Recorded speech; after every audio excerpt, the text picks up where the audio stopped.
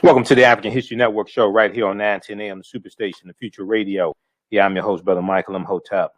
It is Wednesday, March 31st, 2021, and we are live. Hope everybody's doing well today. It's been a very, very busy day today, and it's day 3 of the Derek Chauvin trial and the murder of George Floyd. We know today was another emotional day. One of the witnesses broke down on the witness stand. We also today we heard from the clerk, Christopher Martin, who interacted with George Floyd. So we're going to talk some about what took place today. We'll give you some of the highlights. And then we've been talking about what's going on in Georgia and other states, 42 other states. The Republicans are trying to push through voter restriction laws, and this is after the results of the 2020 presidential election. We've been talking about that here. We talked about Senate Bill 202 in Georgia and how the GOP is retaliating against African Americans and others that voted for Joe Biden, voted for Senator Raphael Warnock and John Ossoff in the Senate. We see Republicans across the country using the big lie that the 2020 presidential election was stolen and the lie of widespread voter fraud that they did not argue in their 61 lawsuits when they went to court. Widespread voter fraud was not argued in those lawsuits that they filed. That's what they said in press conferences. So we've been talking about Black Voters Matter, Latasha Brown, Cliff Albright.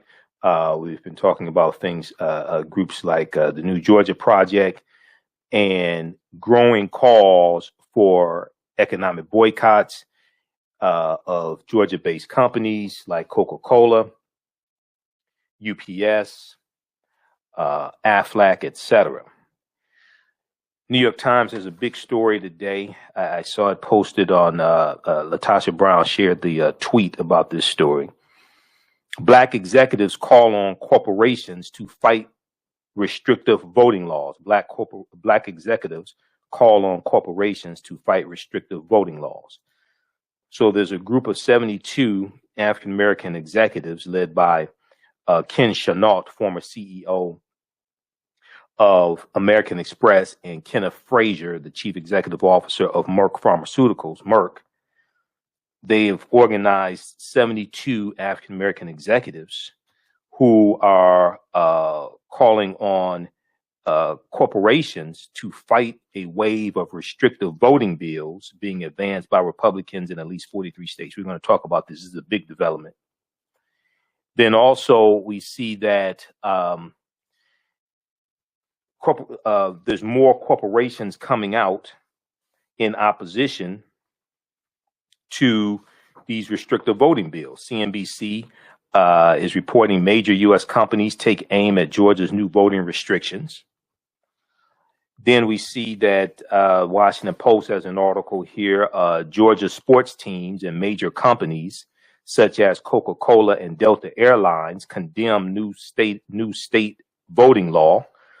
We see Ed Bastian, CEO of Delta Airlines, has put out another statement because he got such backlash. For the first statement that he put out that it seemed approved of Senate Bill 202 that was signed into law on Thursday, March 25th by Governor Brian Kemp. He's put out another statement, a strong statement denouncing Senate Bill 202. So African Americans organized, other people organized who saw that it was wrong, putting pressure on corporate America. We leveraged our economics to push our political agenda and put an economic chokehold on corporate America. Now they're responding and they're speaking out in opposition to Senate Bill 202, but also other restrictive voting bills in other states, because this is coming to a state near you. We just, I talked about a couple of days ago how in Florida, They're trying to pass a similar bill. Florida Republicans considering new election bill that would effectively ban giving voters water.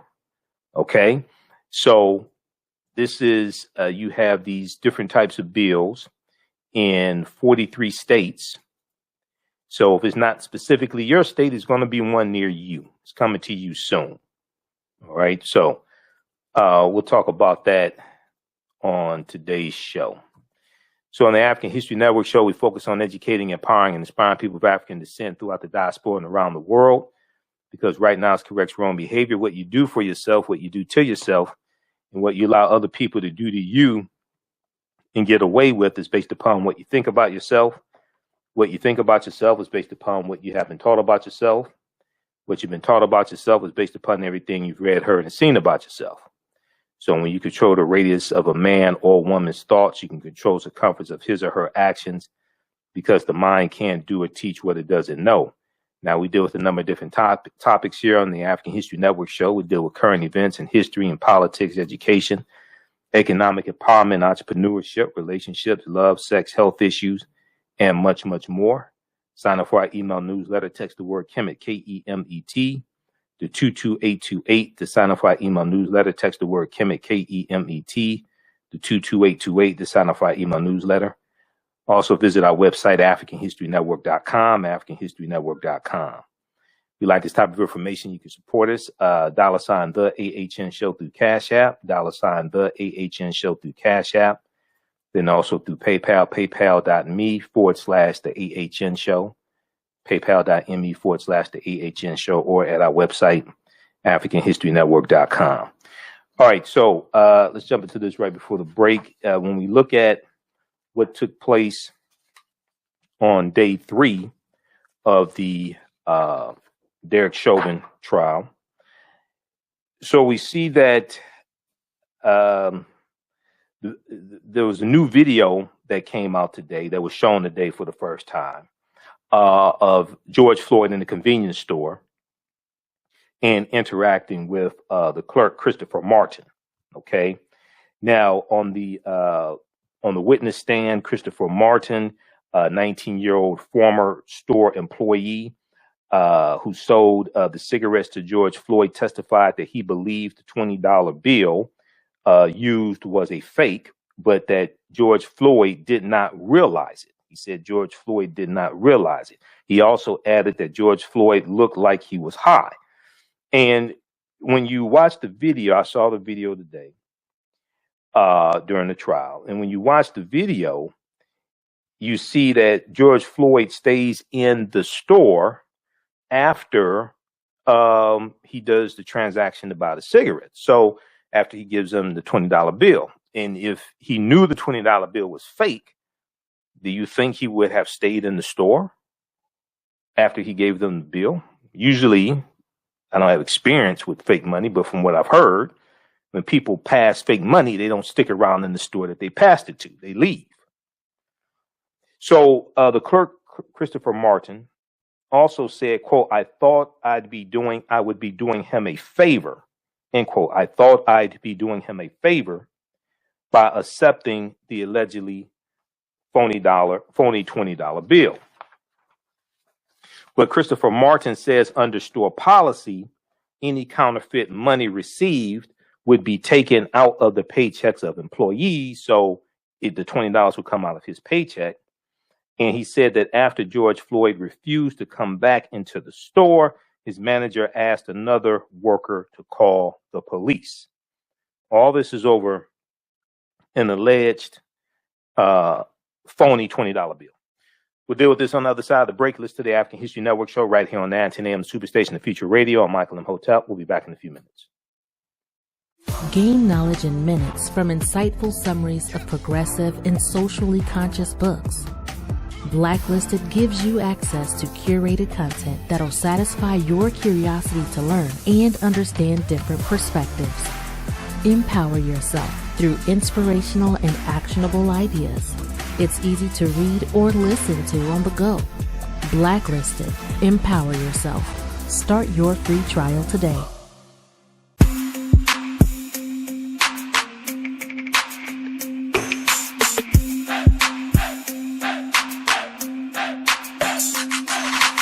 Are you getting ready for fall or winter? We have the solution for all seasonal clothing needs. Kemeticwear.com is the go-to online source for Kemetic African fashion and lifestyle products with a contemporary twist.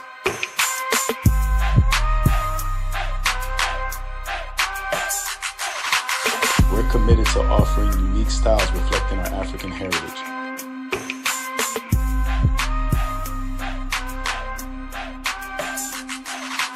Kemeticwear.com is inspired by KemeticScribes.com to influence our people in learning and showing pride.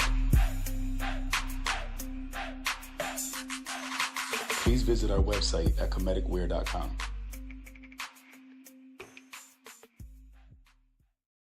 We all know the cannabis industry is headed toward an uprise in the past decade. What happens when there is a brand that brings this uprise in a blow? The cannabis industry welcomes her uprise. Hustle her hemp. Delivering excellence with pride is her watchword, and how you choose to embrace it makes it a priority. From cultivating rich cannabis into exquisite and tastefully finished CBD products to delivery, Hustle Her Hemp leaves no stone unturned. Hustle Her Hemp's mission is to empower women of color by building business and creating legacies, uniting beauty, health, and business. We are a pure definition of how we want the CBD industry to become in the future. While we are redefining innovation, we bring the same energy to improving the quality of life. Hustle Her Hemp is the new uprise.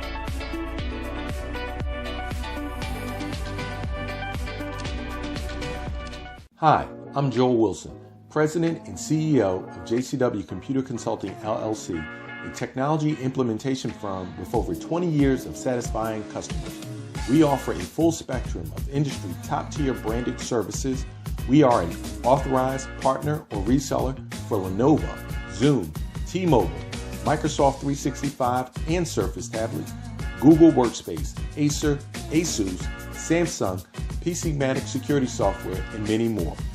Our online store features laptops, Chromebooks, computers, printers, accessories, and software. Businesses, take advantage of our free 1-hour Zoom tech consultation and know we offer top nationwide high-speed internet service providers, voice over IP, and cellular phone services. Home users, don't miss our current in-stock Chromebook inventory. Please visit us at jcwcc.com or call 215-879-6701. Welcome back to the African History Network show right here on 910 AM Superstation Future Radio. I'm your host, Brother Michael Imhotep. It is Wednesday, March 31st, 2021, and we are live. Hope everybody's doing well. 313-778-7600 is the call-in number. If you have a question or comment, 313-778-7600 is the call-in number if you have a question or comment. Okay, so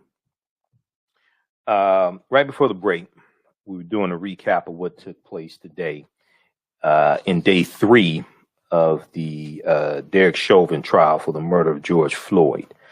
Now, the store clerk testified today, and we're going to go to clip 1 in just a second here, Shakita. Store clerk testified today. His name is Christopher Martin. He was the clerk who interacted with George Floyd and accepted the $20 bill. He said, I thought I'd be doing him a favor by accepting the allegedly phony $20 bill. Quote, I thought I'd be doing him a favor. He said on the witness stand that on the stand, Christopher Martin, the former store employee who sold George Floyd the cigarettes, testified that he believed the $20 bill Floyd used was a fake, but that Floyd did not realize it. He also added that George Floyd looked like he was high. Now, he talked about store policy and that it was store policy that if an employee accepted a fake bill, that it would come out of the employee's paycheck. Okay. And we're going to go here to recap from NBC Nightly News.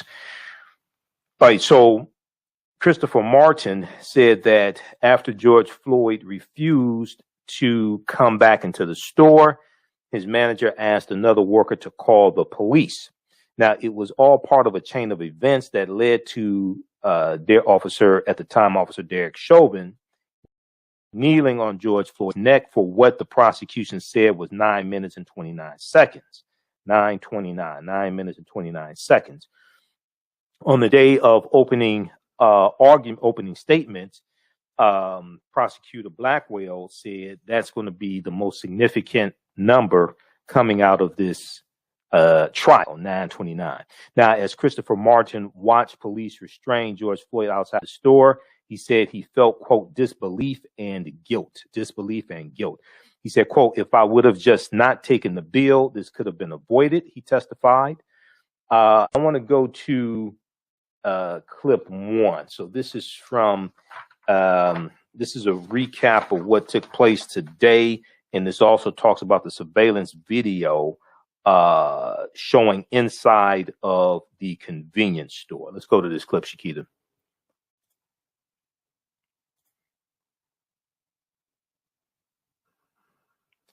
Take it off of mute. Up Food shows what George Floyd was doing minutes before Minneapolis officers arrived at the scene. He appears animated, dancing a bit before buying cigarettes from cashier Christopher Martin, who noticed something during a brief conversation. It would appear that he was high. Today, for the first time, we heard Martin's gripping account of when Floyd handed him a $20 bill. When I saw the bill, I noticed that it had a blue pigment to it, kind of how a $100 bill would have, and I found that odd, so I assumed that it was fake. Martin then made what turned out to be a fateful decision. The policy was that if you took a counterfeit bill, you would have to pay for it out of your money or your paycheck. I took it anyways, and I was planning to just put it on my tab until I second-guessed myself. And as you can see in the video, I kept examining it, and then I eventually told my manager. Martin says his manager asked him to go talk to Floyd, who'd gotten in his SUV outside. Martin told jurors he went out twice with coworkers, but Floyd would not come back inside the store. That's when Martin says his manager told another employee to call police. After officers arrived, Martin says he noticed the commotion. I saw people yelling and screaming. I saw Derek with his knee on George's neck on the ground. In this video from outside the store, Martin's seen with his hands on his head, clearly anxious, the weight of the world seemingly on his shoulders. What was going through your mind during that time period? Disbelief. Thank you. Why guilt? If I would have just not taken the bill, this could have been avoided. Now fired officer Derek Chauvin has pleaded not guilty to charges of second and third degree murder plus manslaughter. His defense team is arguing Floyd died from underlying health conditions and drugs in his system, rather than the 9 minutes and 29 seconds prosecutors say Chauvin had his knee on Floyd's neck. Today, Chauvin's attorney asked Martin why he turned away another person in Floyd's SUV who tried to use a counterfeit bill earlier in the day, but not Floyd. I thought that George didn't really know that it was a fake bill. So far, trauma has been a recurring theme as bystanders have testified. Today, jurors also heard from Charles McMillan, the man heard on video telling Floyd to calm down as Floyd struggled with officers. I have had interaction with officers myself, and I understand once you get in the cup, you can't win. You're done. But as the encounter escalated, McMillan told jurors he felt helpless. I don't have a moment. You can understand him. And today he sobbed. He watched the video in court. Oh, my God. And late today, prosecutors for the first time played video from Derek Chauvin's body camera, which fell underneath a police squad car during the struggle. Lester? Hey, Gabe, there was also some concern with a juror today. What can you tell us about that? Yes, Lester. One juror told the judge that she was having a stress-related reaction and was having trouble sleeping. Is that it? Okay.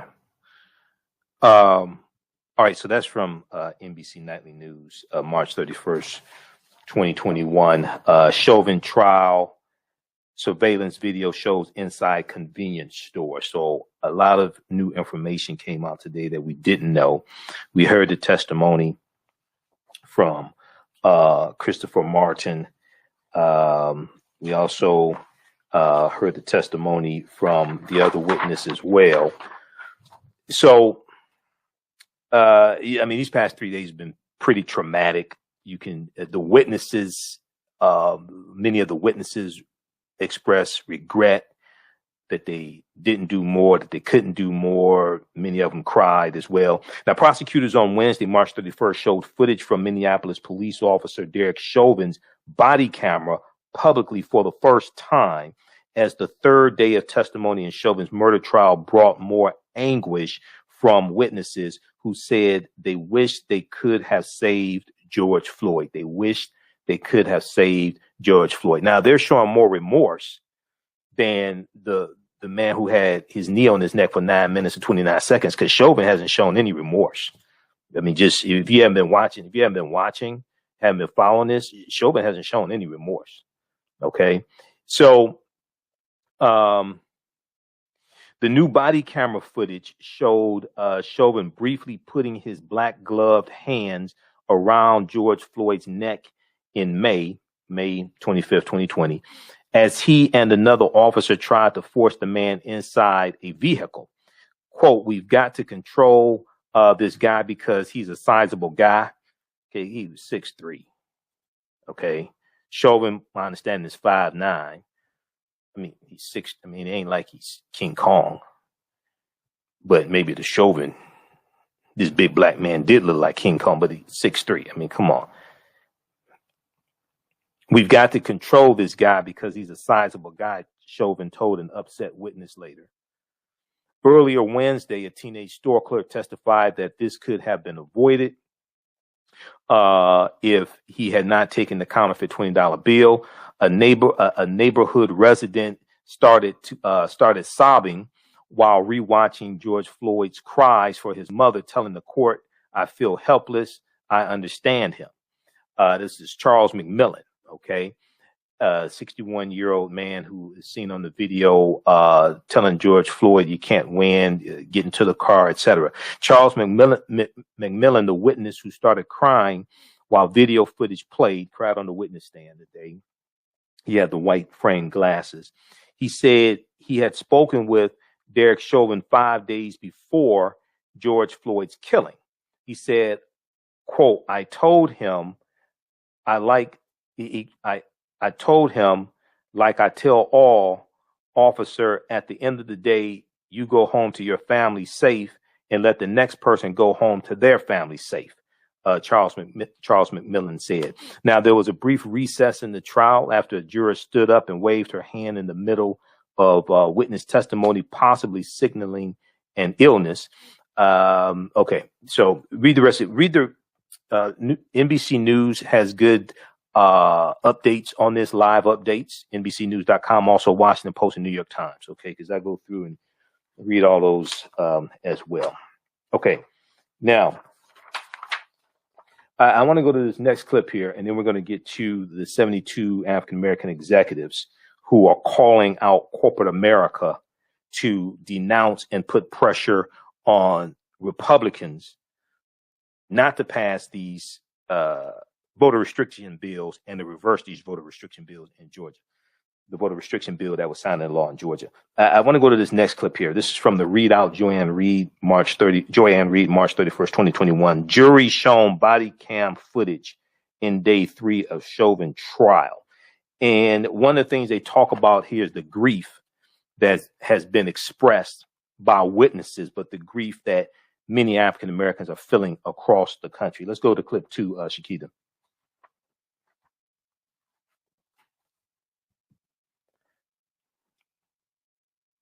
So accustomed, at least in this business, unfortunately, I have covered a lot of Black Lives Matter cases. There's a lot of grief.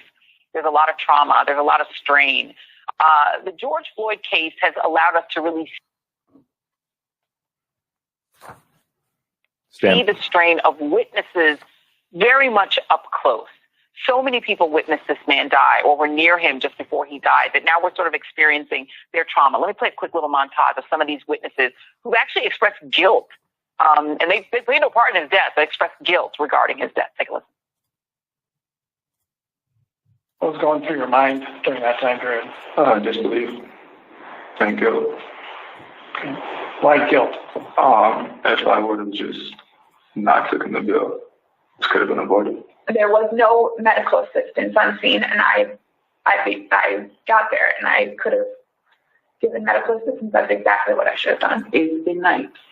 I stayed up, apologizing and apologizing to George Floyd for not doing more and not physically interacting and not saving his life.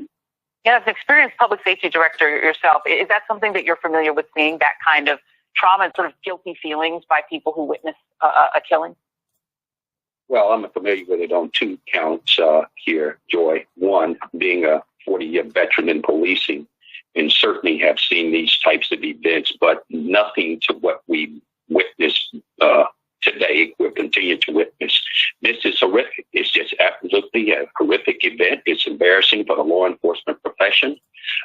It is not reflective, certainly, of all the men and women who was out there, but what we saw from the beginning of their interaction with George Floyd was just wrong. And quite frankly, if you think about the fact that this may have been a counterfeit $20 bill, it really didn't have to go into an arrest. But the second piece here, as a former practicing clinical psychologist, we're seeing people who are tremendously traumatized each day in court, but not only on the streets of Minneapolis, in their families, but across this country, people are traumatized, and people are really feeling really heartfelt about what they're seeing every day. This is horrible. Indeed, and Shauna, this is sort of an experience I think everybody has experienced in all these Black Lives Matter cases. I mean, to your right, that could be our baby. You see, Trayvon Martin, that beautiful face. You think you relate because you relate to them.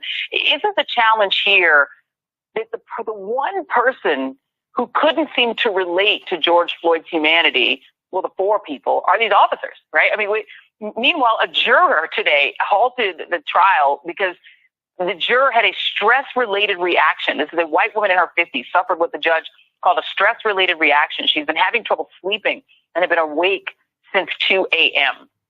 And isn't that kind of the crux of the case, right? The four people who needed to see George's humanity didn't. I definitely think that is a very significant, impactful point. And I think the prosecution is layering that in by having each one of these bystanders that had such a different experience, different training, different background. Still, each one of them had a visceral reaction to what was happening. They all came to one general body and consensus of thought that this is unacceptable. And that's significant, and that's not going to be lost on our jurors. Yeah, and you can hear Mr. McMillan begging him, just cooperate, just cooperate. You can't win. You can hear it. It's so striking. Let's go through and talk about this fake bill piece of it, Mr. Alexander, because this is part of the crux of the prosecution case when he tried to pass a fake $20 bill. Michael Eric Dyson sent me a piece from his book, a book that he wrote earlier, which he talked about the fact that, there wasn't even a real strong belief that it was really a counterfeit 20. Here's Christopher Martin talking about whether or not he knew that the bill was fake. The other person that had come in, it kind of seemed like he was trying to scheme, like he knew it was a fake bill. He was trying to get over it. I thought that George didn't really know that it was a fake bill, so I thought I'd be doing him a favor.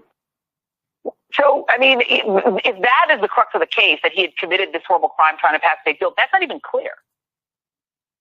No, it's not clear. And here again, we're not certain whether it was really a fake bill. But let's say it was a real bill, just for the sake of conversation here, Joy. The reality of it is, it did not need to escalate to that point. It is a potentially phony $20 bill. Yeah. That's it. That could have been an arrest ticket at minimum.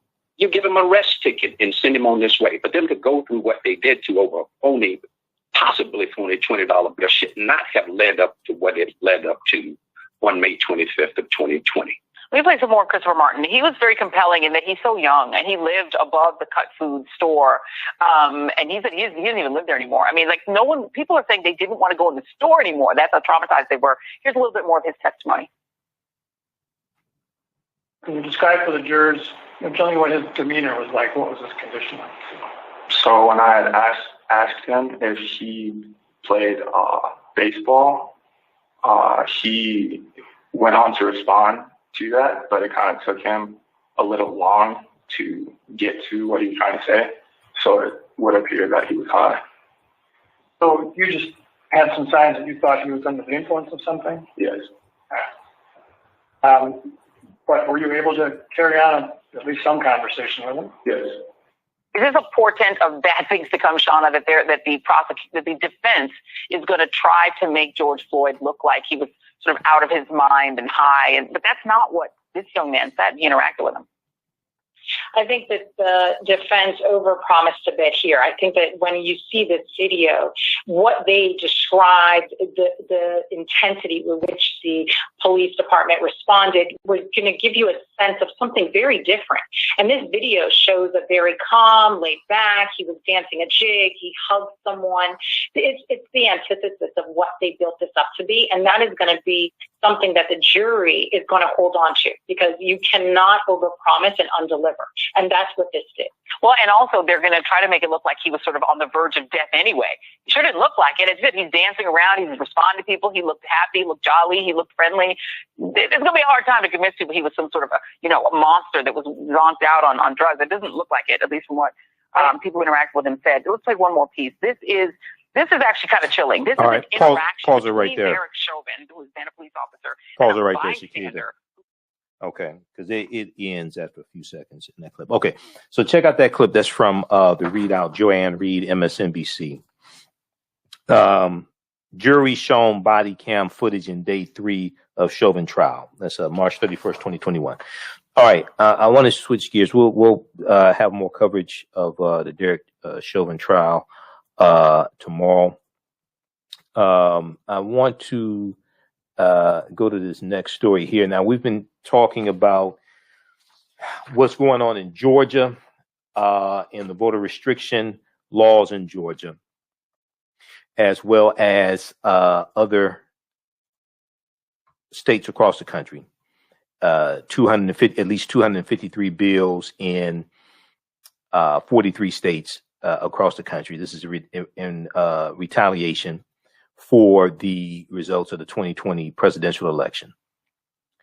Donald Trump losing the White House, Republicans losing the Senate, and still losing the House of Representatives. So we've been talking about Black Voters Matter and putting pressure on corporations, to Georgia-based corporations, to speak out in opposition against what's going on in Georgia and other states also. We know that civil rights groups have filed a lawsuit as well. Groups are fighting back. There have been 3 lawsuits filed. Yesterday, we talked about the 3rd lawsuit. BlackEnterprise.com has an article here that we discussed yesterday. Is coming up here. Georgia sued for 3rd time over voter restrictions bill. Delta, Coke, Coca-Cola face boycott over support. This is from March 30th, 2020. And civil rights groups intensified their legal fight against Georgia's new voter restrictions with a 3rd federal lawsuit, while Atlanta-based corporations Delta Airlines, Inc. and Coca-Cola continue to face boycott calls from activists who say they need to do more to oppose the law. The Republican-backed law, which Governor Brian Kemp, who stole an election from Stacey Abrams, strengthened identification requirements for absentee ballots, gave lawmakers the power to take over local elections, which is scary. It gave the state, like the state of Georgia, like the State Board of Elections, power to take over county board of elections and overturn election results that they don't like. Sharply limited the use of ballot drop boxes, shortened early voting periods for runoffs, made it a misdemeanor for members of the public to offer food and water to voters waiting in line. That's just a few of the things that it did. Okay. So we talked about this on yesterday's show. Now, you have African-American CEOs. New York Times has a big article about this.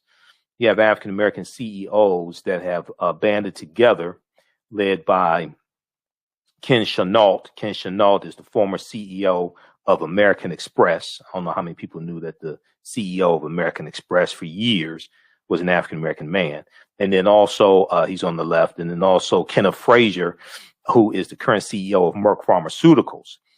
Black executives call on corporations to fight restrictive voting laws. Black executives call on corporations to fight restrictive voting laws.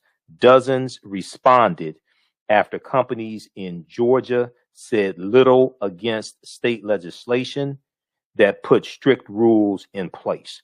So if we look at this article here written by Andrew Ross Sorkin and David Gales for the New York Times, dozens of the most prominent Black business leaders in America are banding together to call on companies to fight a wave of restrictive voting bills advanced by Republicans in at least 43 states.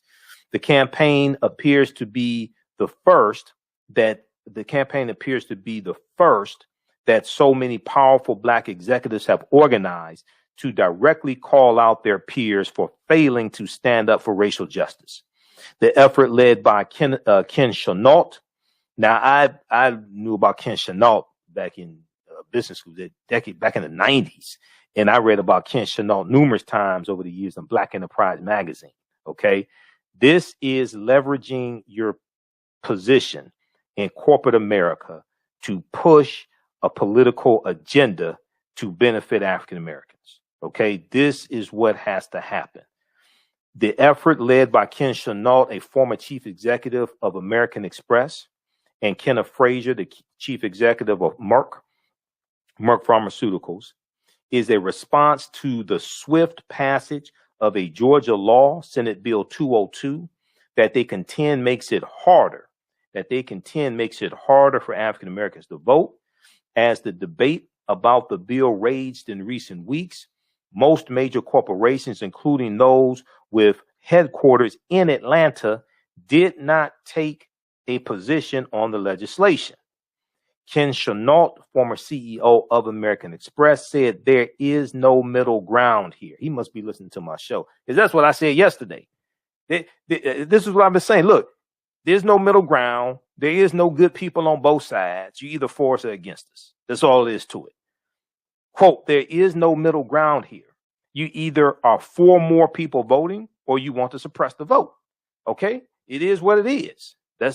There is no good people on both sides. There is no, well, we see their perspective also. Because when they filed those 61 lawsuits trying to overturn election results, in those lawsuits, they didn't claim widespread voter fraud because they didn't have any evidence to prove it. The executives did not criticize specific companies, but instead called on all of corporate America to publicly and directly oppose new laws that would restrict the rights of Black voters and to use their clout, money, and lobbyists to sway the debate with lawmakers. This is what you have to do. We leverage our positions. We leverage our positions in corporate America to push a political agenda, okay, to benefit all of African Americans and to use their clout, money, and lobbyists to sway the debate with lawmakers. Now, where are African American celebrities on this? That's what I want to know. Where are African American celebrities on this? Because I haven't heard from many of them. Maybe you have. Let me know. I haven't heard from many of them. African American celebrities in Georgia. You know, I know Tyler Perry does a lot, so I'm not picking on Tyler Perry, but there's a lot of African American celebrities in Georgia. They've been pretty quiet. I've been following this. I haven't heard much from any of them. Quote, this impacts all Americans, but we also need to acknowledge the history of voting rights for African Americans. Ken Chenault, former CEO of American Express, said. And as African American executives in corporate America, we were saying is we want corporate America to understand that, and we want them to work with us. Now, the letter was signed by 72 black executives. They include Roger Ferguson Jr., the chief executive of TIAA, Melody Hobson and John Rogers, the co-chief executives of Ariel Investments. Now, Melody Hobson is a legend in her own right. I've known about Melody Hobson for years. If you used to listen to the Tom Joyner Morning Show, Melody Hobson was on every Monday morning talking about finances and money, things like that. Melody Hobson is with Ariel Investments. She's co-CEO of Ariel Investments. But Melody Hobson is also married to a very famous man. He doesn't define her. She was already like black girl magic. But Melody Hobson is married to George Lucas. George Lucas created Star Wars. Melody Hobson is married to George Lucas. George Lucas financed Red Tails, the movie Red Tails about the Tuskegee Airmen, and helped produce that. George Lucas financed and he spent like about $90 million paying for the marketing and all that stuff for Red Tails. Well, he's married to Melody Hobson. You know, at least she married a billionaire. That's all I can say. I mean, hey, at least she married a billionaire. So, you know, I shouldn't say this, but, you know, I'm not going to say that. Okay. I ain't going to say it. Somebody, but anyway, let me just put it like this. Based upon statistics, women have a longer life expectancy than men. Let me just put it like that. I'm just saying in general. Okay. So, hey, you know, at least she married a billionaire. So, hey, so anyway,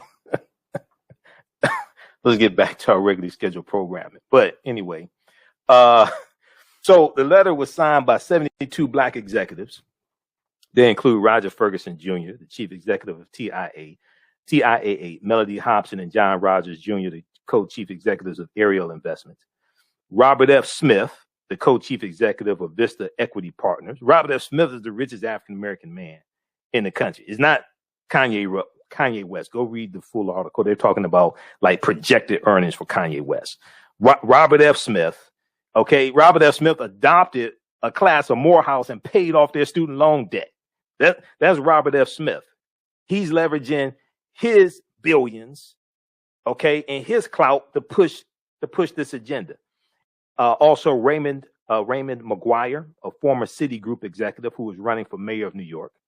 Now, in the days before Georgia law was passed, now I'm not sure if, I ain't trying to pick on Tyler Perry, but Tyler Perry is I think he's a billionaire, and Michael Jordan is a billionaire too. Perry is not in corporate America. He owns his own company. He's not in corporate America. Michael Jordan, I'm not sure, but you know, they could add their names to this if they want to. Maybe they'll have a separate list of celebrities. Okay, so we'll see. Maybe they'll have a separate list of celebrities. All right. Now, in the days before the Georgia law passed, almost no major companies spoke out against the legislation, which introduced stricter voter identification requirements for absentee balloting, limited drop boxes, and expanded the legislature's power over elections. Big corporations based in Atlanta, including Delta Airlines, Coca-Cola, and Home Depot, general statements of support for voting rights, but none took a specific stance on the bills. And we've shared many of those statements here. Now, CNBC has an article from the day, and there's a lot of developments. Some of this we're going to get to tomorrow. We just don't have enough time today. But you have CNBC reporting major U.S. companies take aim at Georgia's new voter restrictions. Okay, so what's happening is more and more talk about economic boycotts were going, and more pressure is being put on these corporations, and they start realizing, okay, we can't play both sides of the fence. We're gonna have to pick a side. We're gonna have to come out and support. And they were called out. There were articles that we shared here. There were articles from New York Times and Washington Post saying, well, wait a second. You know, we talked about the article here that dealt with in 2020, the corporations spoke out. They were very vocal about racial justice. But then when it comes to voting rights and these blatant Jim Crow 2021 Jim Crow era laws, they're silent. Okay, this article here from New York Times really put pressure on them and called them out. This is from March 29th, 2021. David Gales also, New York Times. Corporations vocal about racial justice go quiet on voting rights. They are complicit in their silence, one activist said, as bills that would disproportionately affect Black citizens across the country stir public debate. But then if we look at, we see the reporting from CNBC today, CNBC, the business channel, NBC's business channel. We see that, let me close this stuff out. Major U.S. companies take aim at Georgia's new voting restrictions. Okay, major U.S. companies taking aim at Georgia's new voting restrictions. So now a lot of these companies are putting out new statements, changing the tune, because we put an economic chokehold on them. This is from Wednesday, March 31st. Okay, those watching on Facebook, our Facebook fan page, The African History Network, The African History Network, and our YouTube channel, Michael Imhotep, IMHOTEP. Keep watching. We're going to keep broadcasting for a few more minutes. We're out of time here on 910 a.m. Superstation WFDF. Remember, right now, it's correct. Wrong behavior is not over till we win. Wakanda forever. We'll talk to you tomorrow night. Peace. Stand by. Stand by. Okay. All right, let me clear this line. All right, let's keep going for a few more minutes here. We're going to go back to the article from New York Times by the 72 Black executives. I just want to show you this quickly here. This is what pressure does. This is what pressure day after day does. Okay, this is what organizing does.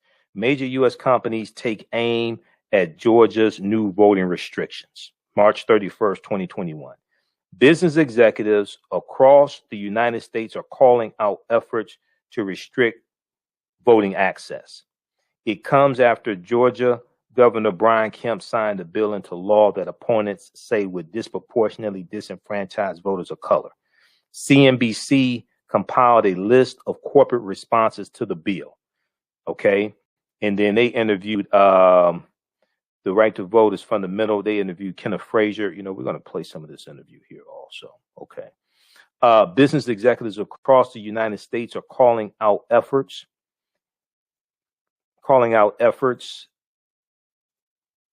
to restrict voting access after Governor Brian Kemp signed a law that opponents say would disproportionately disenfranchise people of color.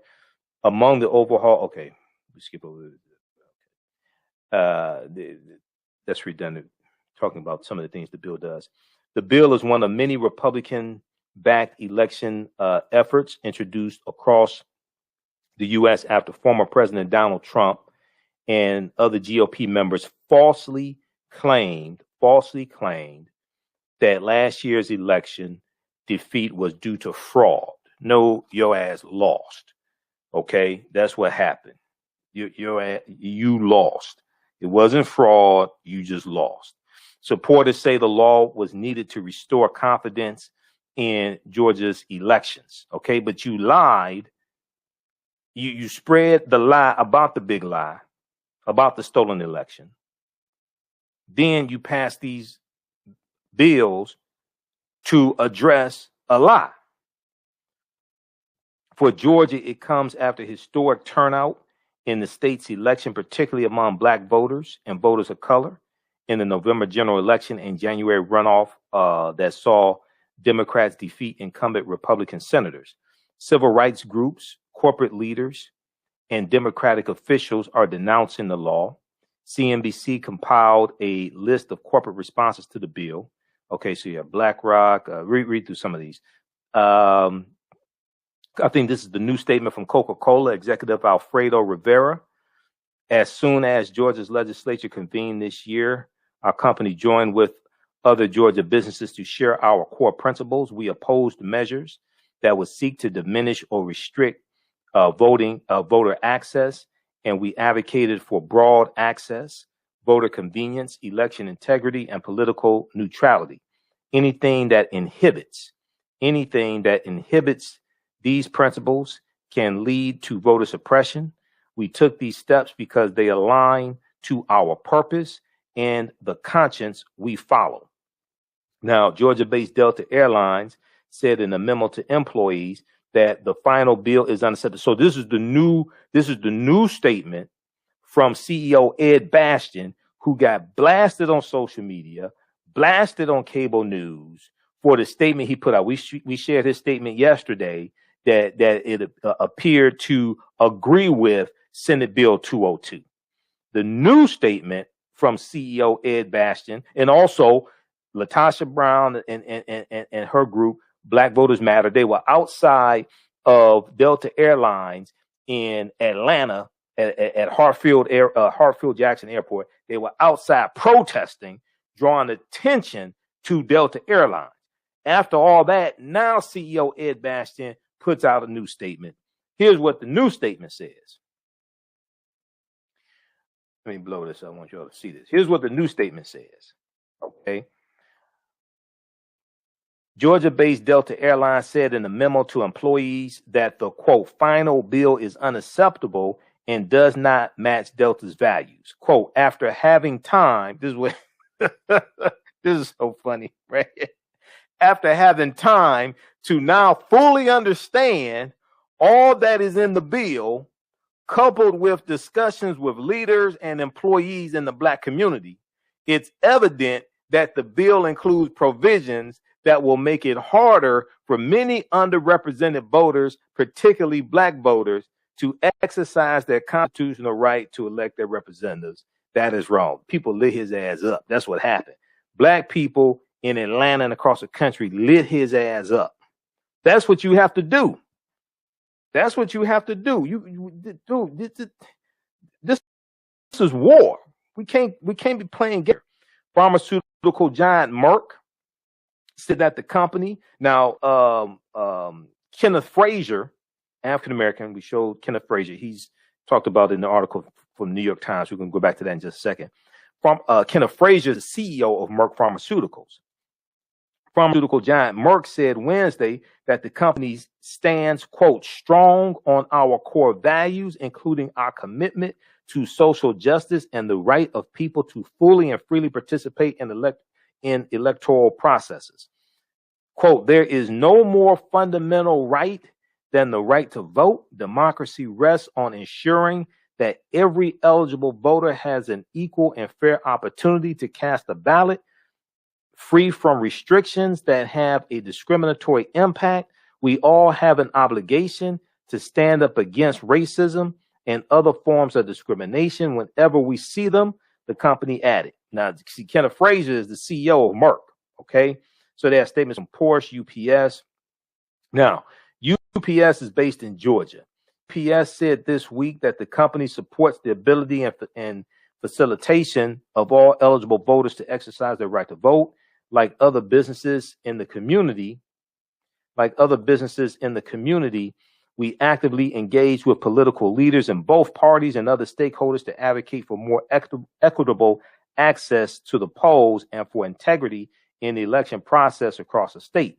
We echo the statement by the Metro Atlanta Chamber of Commerce and stand ready to continue to help in ensuring every Georgia voter has the ability to vote. So that we shared that statement before from UPS. That's a lukewarm statement from UPS. Okay, I think they're going to change that statement after more pressure is put on. So read the rest of these. Yeah, Bank of America, Microsoft, all this. Okay, read this article here from CNBC. Major U.S. companies take aim at Georgia's new voting restrictions. We'll come back to this in just a second here.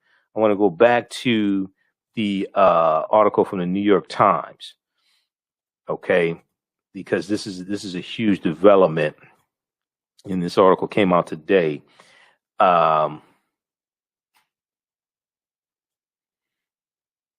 Black executives call on corporations to fight restrictive voting laws. Black executives call on corporations to fight restrictive voting laws. So, big corporations based in Atlanta, including Delta Airlines, Coca-Cola, and Home Depot, offered general statements of support for voting rights, but none took a specific stance on the bills. The same was true for most of the executives who signed a new letter, including Ken Frazier of Merck Pharmaceuticals and Ken Chenault, former CEO of American Express.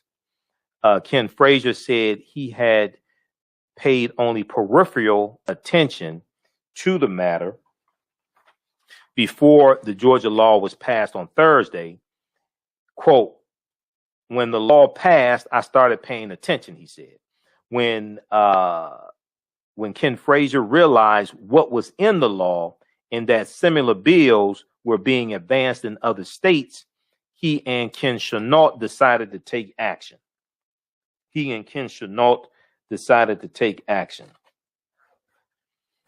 On Sunday, they began emailing and texting with a group of black executives discussing what more corporations could do.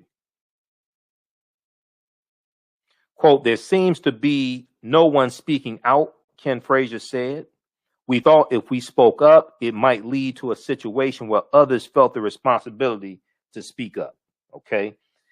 Now, among other executives who signed the letter, Ursula Burns, a former CEO of Xerox. Ursula Burns, you know, she at one point, Ursula Burns was the only CEO of a Fortune 500 company, the only African-American CEO of a Fortune 500 company. Ken Frazier, she was the only female. Okay. I think she was the only female.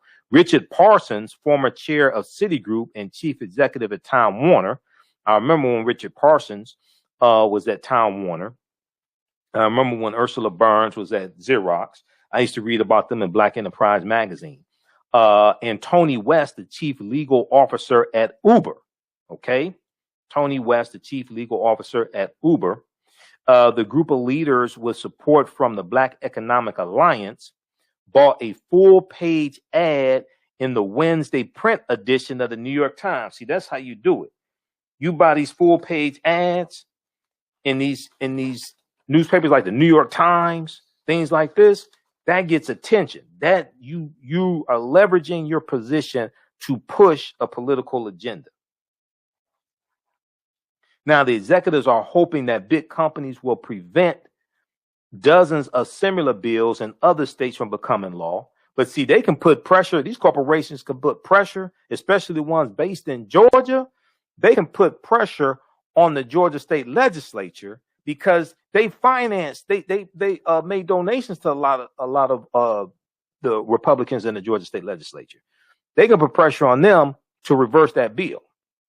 That's what happened in Indiana with the Indiana transgender bathroom bill back in 2015. Corporations spoke out after that bill passed. Within 1 week, the state legislature passed a new bill and changed the law. And then Mike Pence had to come back out because Mike Pence was the governor of Indiana at the time. Mike Pence had to come back out, do another press conference. He was standing there looking nervous. Sweat was on his upper lip. You can go watch the video of the press conference he did. Okay. They got so much pressure from corporate America. The state legislature had to change the bill.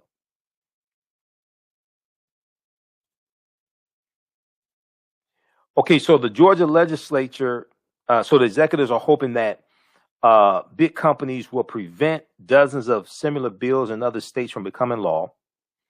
Ken Frazier, CEO of Merck Pharmaceuticals, said the Georgia legislature was the first one. If corporate America does not stand up, we'll get these laws passed in many places in the country. The laws, you have 43 state legislatures, Republicans in 43 states trying to push through these voter restriction bills. In 2017, we talked about this on our show when Donald Trump attacked Ken Frazier. In 2017, Kenneth Frazier was the first chief executive to publicly resign from Donald Trump's business advisory councils after Donald Trump's equivocating response to white nationalist violence in Charlottesville, Virginia. His resignation led to other chief executives to distance themselves from Donald Trump, and the advisory groups disbanded. Ken Frazier said, as African-American business executives, we don't have the luxury of being bystanders to injustice. We don't have the luxury of being bystanders to injustice. We don't have the luxury of sitting on the sidelines when these kinds of injustices are happening all around us. Now, companies have taken stands on state legislation in recent years, often to powerful effect. See, this is what I'm talking about here. Often to powerful effect. In 2016 and 2017, as conservatives advanced so-called bathroom bills in states including Indiana, North Carolina, Georgia, and Texas, big companies went so far as to threaten to take their business elsewhere if the laws were enacted. Those bills were never signed into law. This is why I said, if you speak up for LGBT, then you need to speak up for BLACK. On yesterday, if you speak up, if you come out and support LGBT, you speak up for LGBT when they have transgender bathroom bills, then you need to speak up for BLACK when you got voter restriction bills like this. I think it was Sunday's show. I was reading a statement from UPS, and you know UPS has a commercial. What can Brown do for you? I said Brown can stand up for black. That's what Brown can do for us. Brown can stand up for black.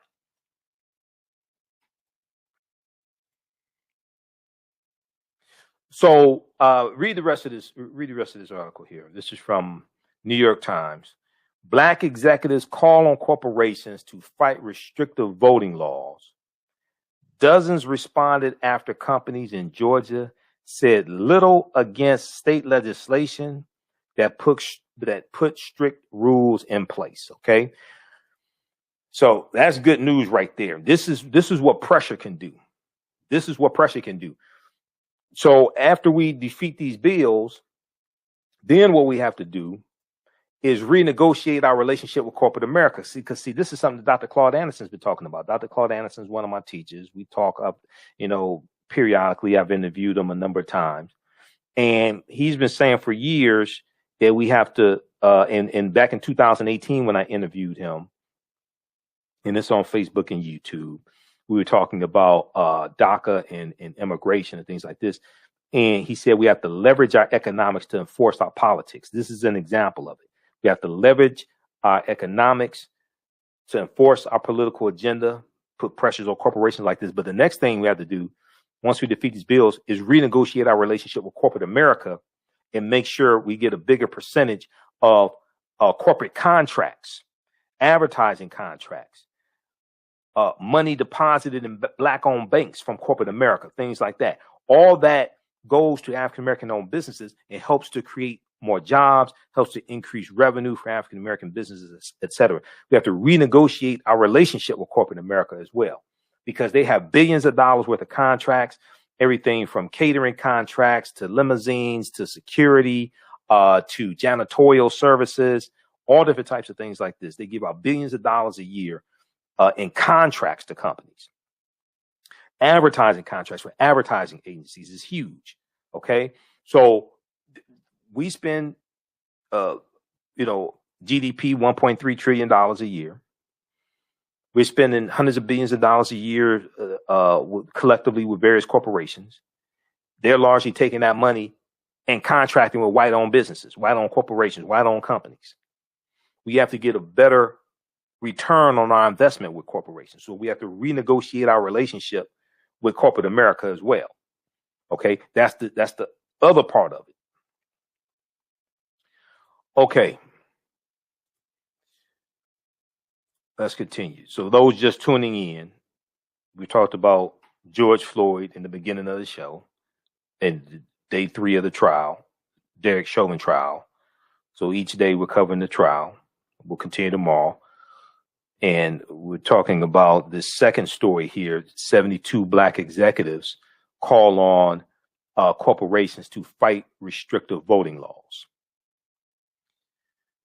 All right, so be sure to follow us here on our Facebook fan page, The African History Network, The African History Network, and our YouTube channel, Michael Imhotep, IMHOTEP. I'm gonna go to this clip here from CNBC that talks about the 72 black executives coming out against the restrictive voting bills. Be sure to register for the online course that I teach, Ancient Kemet, the Moors, and the Maafa. Understanding the transatlantic slave trade, what they didn't teach you in school, Ancient Kemet, the Moors, and the Maafa. Understanding the transatlantic slave trade, what they didn't teach you in school. This is a 8-week, it's actually going to be 9 weeks. We're going to add an additional class. It's an 8-week, 16-hour online course that I teach. We deal with thousands of years of history, and we deal with what led up to the transatlantic slave trade taking place. I teach the class on Tuesdays, 8 p.m. to 10 p.m. Eastern Standard Time. Tuesdays, 8 p.m. to 10 p.m. Eastern Standard Time. And all the sessions are live. We do the class live. All the sessions are recorded, so you can go back and watch it over and over again. Watch from around the world. It's all the sessions are on demand as well. After we do them live, you can ask questions during class. We have a live text chat. But we deal with what led up. We do with thousands of years of history and what led up to the transatlantic slave trade taking place. So if you go to our website, AfricanHistoryNetwork.com, you scroll down, you see information about our show. We're here Monday through Friday, 11 p.m. to 12 midnight Eastern Standard Time, Sundays, 9 p.m. to 11 p.m. You can click here to listen to audio podcasts of our shows. We have over 1,000 episodes there. I'm uploading more shows this week. You can read articles that I've written here. This one is an episode of our show. I forgot which day we did this. It was a Monday. It was the day after the Grammys. And there were Cardi B and Megan Thee Stallion performing WAP at the Grammys, and looked like they were about to start scissoring each other. They were humping on each other. But I dealt with it broadly negative corporate controlled hip hop. It wasn't just talking about Cardi B and Megan Thee Stallion, dealing with negative corporate controlled hip hop and how we are under attack, how African Americans are under attack. So we have information for the show here, for the class here. Click on register here. Takes you to the next page, and just click on enroll. So the class is regularly $130. It's on sale $80. As soon as you register, you can start watching the content. You can watch the class we just did, last week's class. All right. And we also deal with the 800-year occupation of Europe by the Africans known as the Moors. And what the Moors take into Europe, they take the teachings from ancient Kemet, ancient Egypt into Europe. And this is going to bring Europe out of the Dark Ages. And unfortunately, all that came back to kick us in the behind. That's why I say I wish we never taught them. All of that we taught Europeans came back to kick us in the behind, including taking sugar and cotton into Europe, including taking something called a fire stick into Europe, which is a long stick that fire one projectile. And then in Europe, they're going to create the first firearm, produce the first firearm in about 1364 AD, something like that, mid 1400s. And it's going to be downhill from there. Digital Dandelion's Technical Solutions works with businesses like yours to create an operations manual for your business, which is something many businesses don't have. According to AARP, more than 30% of small business owners are over 50 years old. Many business owners want to retire by selling their businesses or by passing their businesses on to their children. However, according to Forbes Investment Advisors, many retiring owners' attempts to sell their businesses for retirement fail. You cannot sell your business without a business manual. Your children also cannot inherit your business because there is no way to run it. Your business does not have to die when you leave. Their business Bible products will give you the tools you need for a thriving business that can make you money even after you retire. Are you looking at increasing your business's annual revenue? Digital Dandelions can help you make at least $100,000 in annual revenue and expand your business. Speak with them today about solidifying your business. Visit digitaldandelions.com today and get a free 30-minute consultation. We all know the cannabis industry is headed toward an uprise in the past decade. What happens when there is a brand that brings this uprise in a blow? The cannabis industry welcomes her uprise. Hustle her hemp. Delivering excellence with pride is her watchword, and how you choose to embrace it makes it a priority. From cultivating rich cannabis into exquisite and tastefully finished CBD products to delivery, Hustle Her Hemp leaves no stone unturned. Hustle Her Hemp's mission is to empower women of color by building business and creating legacies, uniting beauty, health, and business. We are a pure definition of how we want the CBD industry to become in the future. While we are redefining innovation, we bring the same energy to improving the quality of life. Hustle Her Hemp is the new uprise.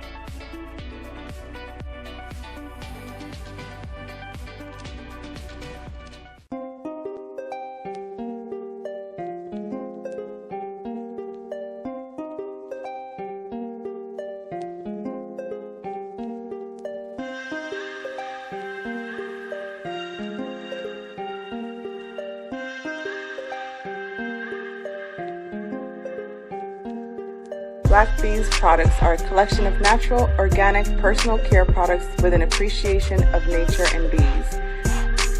Our philosophy is without bees, we have nothing.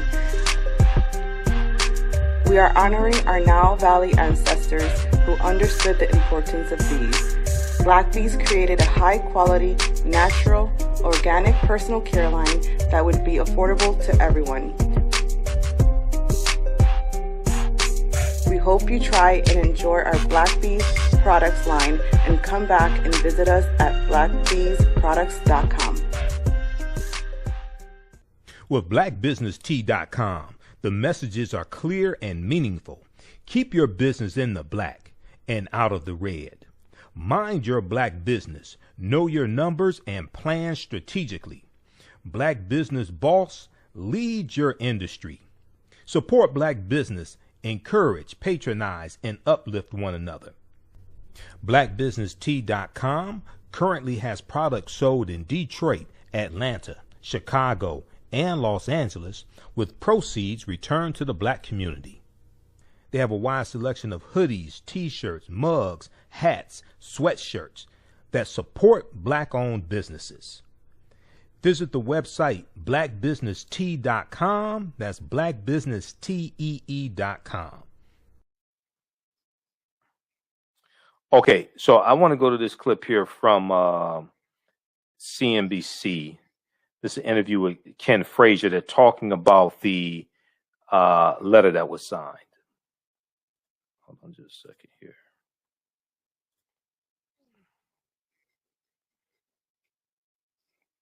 Okay, just a second here. I'm queuing it up. This morning by the leaders of this effort, Ken Frazier, Chairman and CEO of Merck, and Ken Chenault, Chairman and Managing Director of General Catalyst. He is, of course, the former Chairman and CEO of American Express. And we are privileged to have both of you on the program this morning with this historic open letter to your peers in corporate America to take action. So let me start with you, Ken Chenault, and I guess I'm going to have to call one Chenault and one Frazier in this case.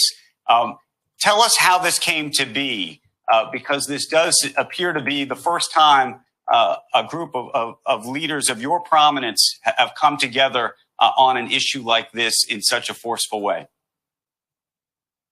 So, Andrew, this is the first time. And I think what's very important is to understand the history of voting rights in America. We all know the right to vote is fundamental. But for African Americans, they had to earn the right to vote. They had to demonstrate. And anyone who has followed American history understands that the vote is absolutely crucial. Just think if we had the right to vote, blacks had the right to vote after the Civil War, where this country would have been. Just think after the Brown v. Board of Education case. If corporations had stood up and said, we support the integration of schools. And so what I think is very important here is that we are asking corporations, and this is a call for action. What we have heard from corporations is general statements about their support for voting rights and against voter suppression. But now we're asking, put those words into action. And we're asking corporate America to publicly and directly oppose any discriminatory legislation and all measures designed to limit America's ability to vote. Americans must vote. Black Americans must vote. And when it comes to protecting the rights of all Americans to vote, there can be no middle ground. We cannot be in the business of creating unjust and undemocratic laws in an attempt to thwart the will of the people. And so what we're saying is this is fundamentally un-American. And corporations have to stand up. There is no middle ground.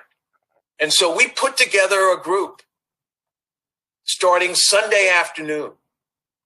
And this has been a source of conversation over the last 10 days in the Black community and clearly from Blacks in corporate America.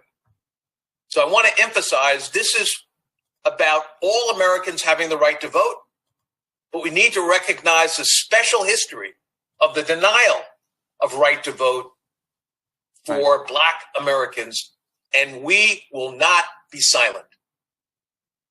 Ken Frazier, when you look at corporate America today and you look at the statements that have been made since the murder of George Floyd, and I'll never forget you coming on our broadcast literally several mornings right after that tragic day, there has been a silence to some extent. As Ken Chenault just said, there have been general statements made about it. But when it comes to this issue of voter suppression, you have not seen the big companies come out publicly as aggressively as you are calling on them to do, especially in states like Georgia, Coca-Cola, Delta, Home Depot. What have your conversations been with your peers, not just in this group, but across the country around this topic? Well, thank you for having me, Andrew. I've had some conversations. I think people are trying to get their heads around it. And I think it's important at the outset for people to understand what's wrong with this law, because it's a very long, complicated law. But if you'll just give me a minute, I want to explain to your viewers why we feel so strongly about this law, and particularly how this law could be the prototype for a lot of bad laws. So let me start by talking about some facts about Georgia. Over the past few years, the number of registered voters in Georgia has gone up by 2 million. Roughly half of the registered voters in Georgia live in the 9-county metropolitan Atlanta area. We know in the past elections that the wait lines have been hours, up to 5 hours in that area. That area, of course, is much more densely populated. It tends to lean Democratic, and it happens to be more non-white than other areas. In fact, people who vote in counties that are largely white spend, on average, something like 6 minutes in line if they come out to work. If you're in a county that's largely non-white, you spend 51 minutes. On average, Black voters stand in line about 9 times longer than white voters before we make these changes. So now, within 2 months of a runoff, a close runoff election in Georgia, we make a number of changes that are actually intended to make it more difficult for people to vote in a convenient, reliable, and secure manner. So let me just tell you about a few of them. In Georgia, they had secure drop boxes, okay? In Fulton County, the most populous area of Atlanta, this law reduces the number of secure drop boxes from 40 in the county to 8, an 80% reduction. And those drop boxes are not accessible all through all time and in terms of hours and days a week. They're going to be put inside voting places. And so you have to go inside during voting hours. Now, obviously, people thought secure drop boxes were a good idea, or they wouldn't have made them available in the first place. So what we're now doing is we're restricting access to those secure drop boxes. In Fulton County, again, there were mobile polls for people who had to work. Remember, we're saying that those people who have to work every day, bus drivers, grocery clerks, a few months ago, we were saying they were our American heroes. Those are the people who don't get to take off from work. So they were mobile polls. We're going to restrict the mobile polls. We're going to reduce by more than half the period for people to request an absentee ballot. We're actually going to drastically reduce the period for early voting. And frankly, we're going to make it almost impossible to do it in the context of a runoff after another election. Importantly, with respect to provisional ballots, if someone moves and votes in another precinct, it used to be that people would then go back to the original precinct. And if you hadn't voted there, in other words, if you hadn't voted twice, your vote would actually count. So what we're doing is in a situation where Black and non-white voters are already being denied the same access because they have to stand in much longer lines, we're actually making it much harder for people to actually cast their votes. And then on top of the fact that people are standing in line for ungodly hours, we now make it illegal to give those people water when they're standing in line. Because of course, we know from experience that only fraudulent voters get thirsty when they're standing in line for a long period of time.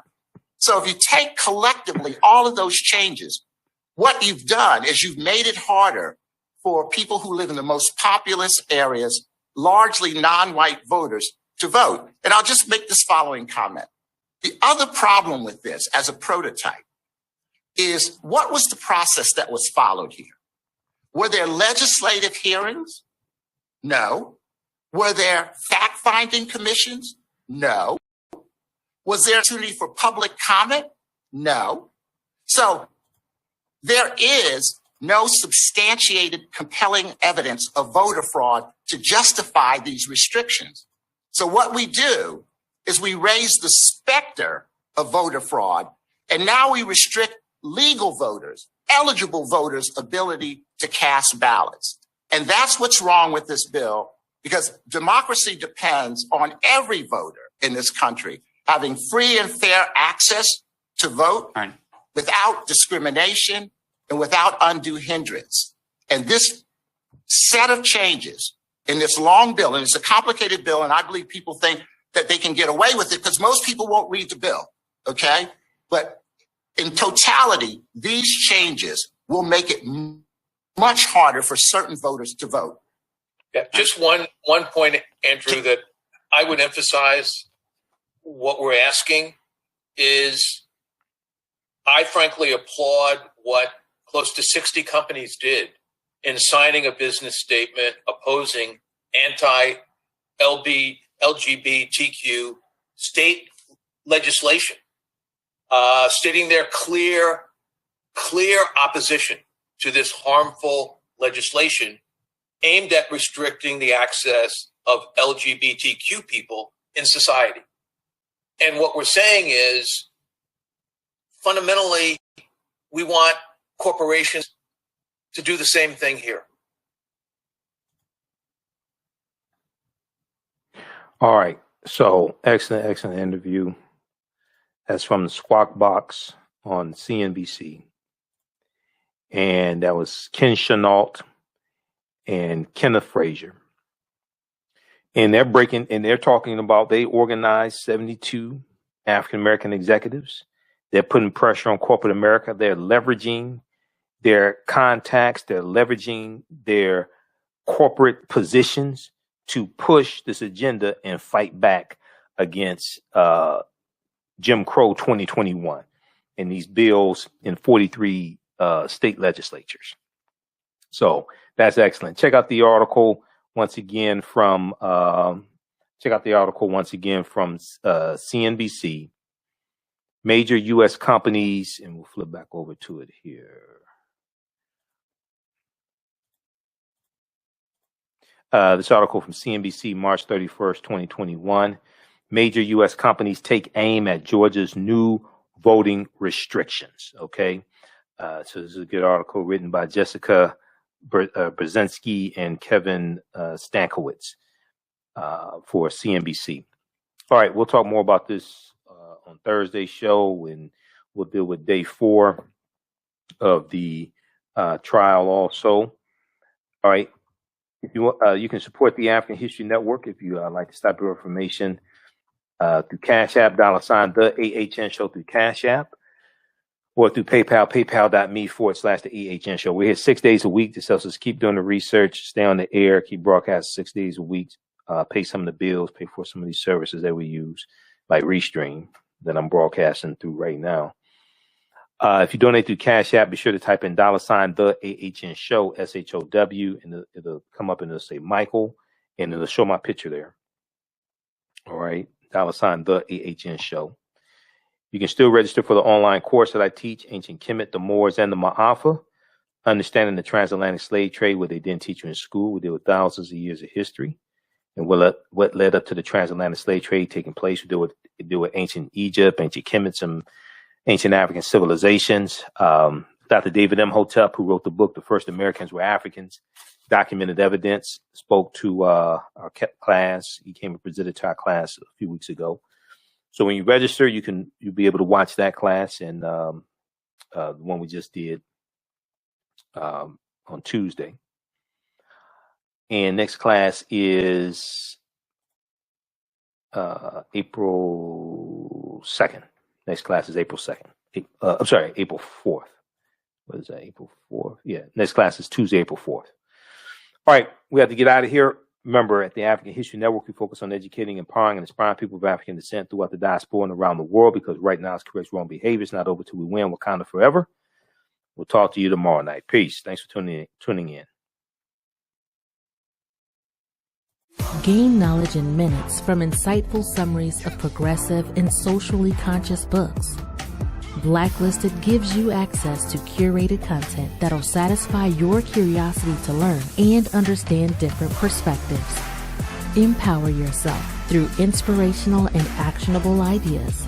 It's easy to read or listen to on the go. Blacklisted. Empower yourself. Start your free trial today. For 25 years, the Black History 101 Mobile Museum has carried on the rich legacy of the Black Museum movement in America by showcasing original artifacts of the Black experience at colleges, universities, K-12 schools, corporations, libraries, conferences, and cultural events, making it the most traversed Black History mobile exhibit in American history. Dr. Khalid El-Hakim is the founder of the Black History 101 Mobile Museum, and he is a highly sought-after public speaker on topics of Black history, social studies, education, museum studies, hip-hop, and race relations. Dr. Khalid was named among the change makers for NBC Universal's Erase the Hate campaign and listed as one of the 100 men of distinction for Black enterprise. He recently founded the Michigan Hip Hop Archive on the campus of Western Michigan University. The Black History 101 Mobile Museum is currently scheduling in-person and virtual exhibits nationwide. For more information, please contact Dr. Khalid El-Hakim directly at 313-645-4197, 313-645-4197, or visit their website at blackhistorymobilemuseum.com. That's blackhistorymobilemuseum.com. You can also email him at bhistory101@yahoo.com, bhistory101@yahoo.com. Digital Dandelion's Technical Solutions works with businesses like yours to create an operations manual for your business, which is something many businesses don't have. According to AARP, more than 30% of small business owners are over 50 years old. Many business owners want to retire by selling their businesses or by passing their businesses on to their children. However, according to Forbes Investment Advisors, many retiring owners' attempts to sell their businesses for retirement fail. You cannot sell your business without a business manual. Your children also cannot inherit your business because there is no way to run it. Your business does not have to die when you leave. Their business Bible products will give you the tools you need for a thriving business that can make you money even after you retire. Are you looking at increasing your business's annual revenue? Digital Dandelions can help you make at least $100,000 in annual revenue and expand your business. Speak with them today about solidifying your business. Visit digitaldandelions.com today and get a free 30-minute consultation. Hi, I'm Joel Wilson, President and CEO of JCW Computer Consulting, LLC, a technology implementation firm with over 20 years of satisfying customers. We offer a full spectrum of industry top-tier branded services. We are an authorized partner or reseller for Lenovo, Zoom, T-Mobile, Microsoft 365 and Surface tablets, Google Workspace, Acer, Asus, Samsung, PCmatic security software, and many more. Our online store features laptops, Chromebooks, computers, printers, accessories, and software. Businesses, take advantage of our free 1-hour Zoom tech consultation and know we offer top nationwide high-speed internet service providers, voice over IP, and cellular phone services. Home users, don't miss our current in-stock Chromebook inventory. Please visit us at jcwcc.com or call 215-879-6701. Gain knowledge in minutes from insightful summaries of progressive and socially conscious books. Blacklisted gives you access to curated content that'll satisfy your curiosity to learn and understand different perspectives. Empower yourself through inspirational and actionable ideas. It's easy to read or listen to on the go. Blacklisted. Empower yourself. Start your free trial today. For 25 years, the Black History 101 Mobile Museum has carried on the rich legacy of the Black Museum movement in America by showcasing original artifacts of the Black experience at colleges, universities, K-12 schools, corporations, libraries, conferences, and cultural events, making it the most traversed Black History mobile exhibit in American history. Dr. Khalid El Hakim is the founder of the Black History 101 Mobile Museum, and he is a highly sought-after public speaker on topics of Black history, social studies, education, museum studies, hip-hop, and race relations.